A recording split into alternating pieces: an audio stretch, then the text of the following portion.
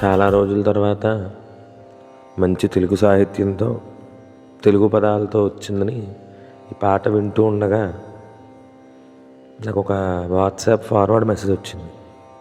Message ఏంటంటే, ఇవాళ అంటే 6వ తారీఖున శుక్రవారం నాడు మధ్యాహ్నం 11 చిల్లరకి తదియ వెళ్ళిపోయి చవితి వచ్చేస్తోందని, ఇవాళ చవితి చంద్రుని చూడకూడదని, మరునాడు అంటే రేపు వినాయక చవితి నాడు మధ్యాహ్నం 1 గంట చిల్లరకి ఎంతకో చవితి వెళ్ళిపోతుంది.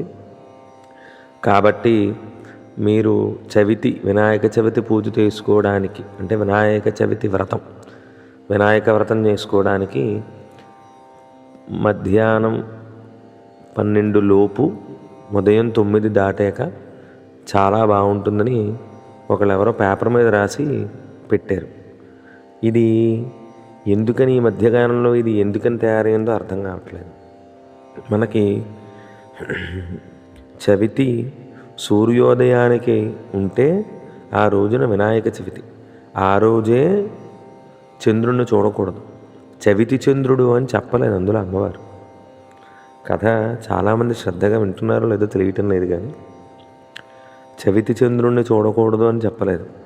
ఏ రోజైతే నా కొడుకుకి విఘ్నాధిపత్యం మర్చిపోయానండు, ఈ పాయింట్ కూడా చెప్పాలి. చాలామంది వినాయక చవితి అంటే వినాయకుడు పుట్టినరోజు అనుకుంటారు. వినాయకుడు పుట్టినరోజు కాదండి ఇవాళ. చాలామంది మన తెలుగు వాళ్ళకే తెలియటం లేదు, మన పెద్దవాళ్ళు చెప్పటం లేదు. ఇవాళ వినాయకుడికి విఘ్నాధిపత్యం అనేటువంటి పోస్ట్ ఇచ్చిన రోజు. ఎందుకంటే మనకు వచ్చేటువంటి విఘ్నాలన్నిటికీ కూడా అధిపతిగా ఆ శక్తిని నియమింపబడినటువంటి రోజు. అది భాద్రపద శుద్ధ చవితి. అంతేగాని వినాయకుడు పుట్టడం అనేటువంటిది లేనటువంటి వాడు పరమాత్మ. కాబట్టి ఆయనకి పుట్టినరోజు ఎక్కడైనా ఏ దేవుడిదైనా పుట్టినరోజు మనం చేసుకుంటున్నామంటే ఆ దేవుడు భూమి మీద పుట్టినటువంటి రోజు చేసుకుంటున్నాం, కానీ దేవుడు పుట్టినటువంటి రోజు చేసుకోవట్లేదు.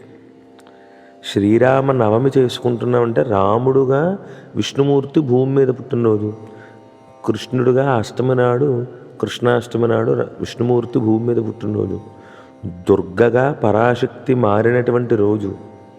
ఇవన్నీ కూడా ఆయా శక్తులు భూమి మీద అవతారం ఎత్తినప్పుడు ఆ రోజుల్ని మనం వారి పుట్టినరోజులుగా మనం చేసుకుంటున్నాం, కానీ శక్తే పుట్టినట్టుగా ఎక్కడ చేసుకోవటం లేదు.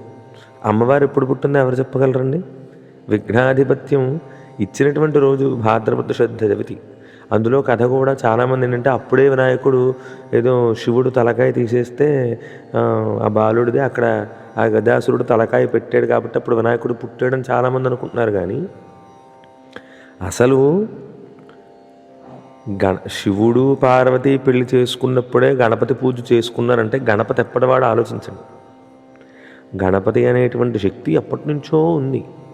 ఆ శక్తి ఇప్పుడు రూపం దాల్చింది, అప్పటిదాకా శక్తిగానే ఉంది.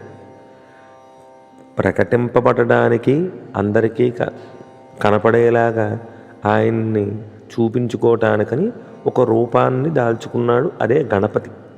అది గకార స్వరూపం అనుకోవచ్చు, ప్రణవ స్వరూపం అనుకోవచ్చు.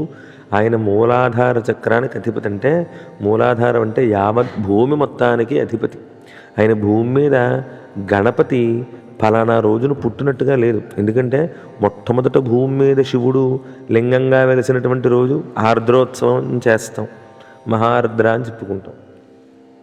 అలాగే గణపతి ఎక్కడో వెలిసాడు, కానీ భూమి మీద మొట్టమొదటగా ఫలానా చోట వెలిసాడని గణపతి కూడా ఎక్కడా లేదు.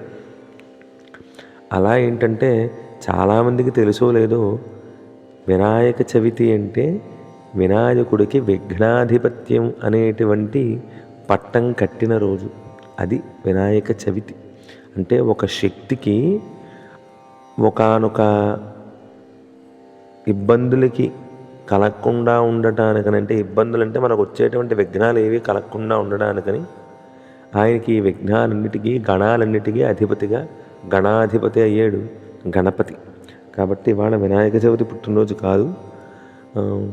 కాబట్టి ఏ రోజైతే విఘ్నాధిపత్యం ఇచ్చారో, ఏ రోజైతే నా కొడుకుకి విఘ్నాధిపత్యం వచ్చిందో ఆ రోజునే ఈ చంద్రుణ్ణి చూడకూడదు అని అమ్మవారు చెప్పింది. కథను శ్రద్ధగా వినండి.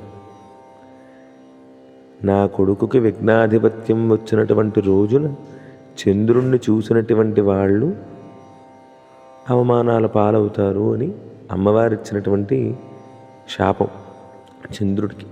కాబట్టి జాగ్రత్తగా వినాయక చవితి కథని శ్రద్ధగా దృష్టి పెట్టి వినండి.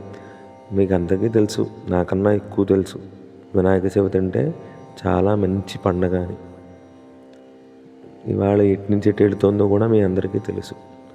వీలైనంత వరకు మీ దగ్గరగా ఉన్నటువంటి పందిళ్ళల్లో శాస్త్రీయ సంగీతం, గణపతి సంగీత ప్రియుడు, ఆయనకి రతిపతి అని పేరుంది, మహాసంగీత ప్రియుడైన. కాబట్టి మంచి సంగీతం వేస్తే ఆ గణపతి మనల్ని సదా అనుగ్రహిస్తాడు. ఇంత తుఫానుల్లో, ఇంత వరదల్లో కూడా వినాయక చవితి చేస్తూ మన సనాతన ధర్మాన్ని నిలబెడుతున్నటువంటి ప్రతి హైందవుడికి కూడా పాదాలకు ప్రణమిల్లి నమస్కరిస్తూ జై గణనాథ్. ప్రణమామి